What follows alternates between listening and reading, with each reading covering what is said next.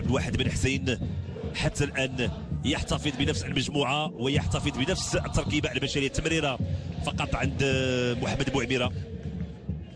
فريق المغرب التطواني كنقول بانه في العشر سنوات الاخيره هو الفريق اللي تمكن من يعني كسر الهيمنه ديال الانديه ديال الدار البيضاء وديال الرباط، خصوصا بانه الى خدينا من 2008 الجيش كيفاز باللقب، بعد ذلك الرجاء فاز باللقب 2009، الوداد 2010، 2011 الرجاء، ثم كيجي المغرب التطواني باش يكسر هذه الهيمنه ديال الرجاء الوداد والجيش الملكي. 2012 فاز باللقب، 2013 الرجاء، 2014 من جديد المغرب التطواني كيفوز باللقب، 2015 الوداد، 2016 الفتح الرباطي من جديد يعود اللقب لمحور الرباط، 2017 الوداد، و2018 منطقة الشمال. هذه فرصة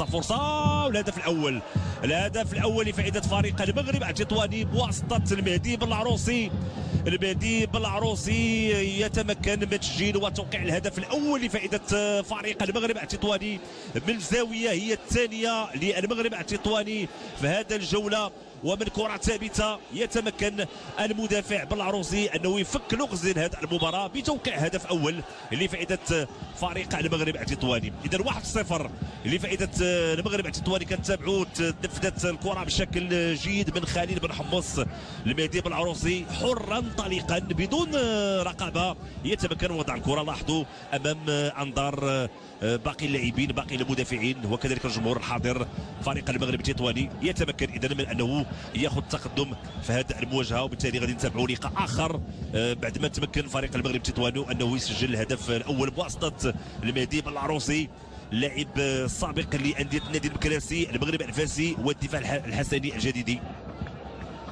اذا 1-0 لفائدة فريق المغرب التطواني. الهدف كيجي في حدود الدقيقة 64 للمغرب الأول والثاني على مستوى الدفاع، لأنه حتى اللاعبين ديال وسط الميدان كيرجعوا لإغلاق كل ملف. فرصة جديدة،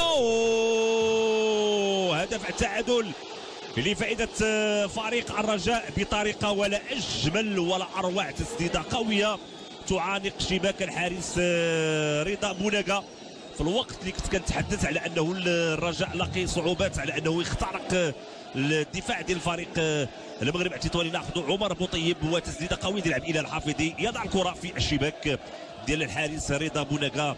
نتابعوا هنا عمر بوطيب كيوضع الكره بالراس، تسديده ديال الحافظي تعانق شباك الحارس رضا بوناكا بطريقه جميله جدا. وهاد الاهداف ما يمكن يسجلهم الا لاعب اسمه عبد الاله الحافظي، ودخول الحافظي يحفظ ان مأوج فريق الرجاء بعدما كان التقدم للمغرب التطواني ب1-0. هدف ديال عبد الاله الحافظي تقريبا 4 ديال الدقائق كانت كافيه بانه الرجاء يرجع في النتيجه ديال المباراه. 1-1 بين الفريقين. جوله ثانيه متحركه، جوله ثانيه كنقول بانه اللاعبين والمهاجمين الان هما اللي عندهم الكلمه، ولو ان المهدي بالعروسي المدافع ديال فريق المغرب التطواني هو اللي كان وقع الهدف. هنا كتبان النوايا ديال المدربين في هذا الشوط الثاني. فابريس نقا الحافظي كيحاول انه يمرر، استرجعوا اللاعبين من جديد. زوير ناعم رجع الكره عند العميد نصير الميموني، ميموني ما كاينش هناك تسلل، يعني يمكن نقول بانه كره ضاعت بغرابه لفائده فريق المغرب التطواني. كان بامكانه انه يضيف الهدف الثاني من جديد. رفعت كره داخل المعترك عند يوسف حواسي، تدخل عمر بوطيب والحكم كيعلن الخطا. الحكم كيعلن على خطا. كانت فرصه لفائده فريق المغرب التطواني حتى انه يضيف الهدف الثاني، ما كانش في وضعيه ديال التسلل بتاتا. اللاعب يوسف الحواسي، تدخل الحارس محمد بوعميره، وبالتالي كانت فرصه من اجل اضافه الهدف الثاني لفائده فريق المغرب التطواني. مباراه اصبحت مفتوحه. صلاح الدين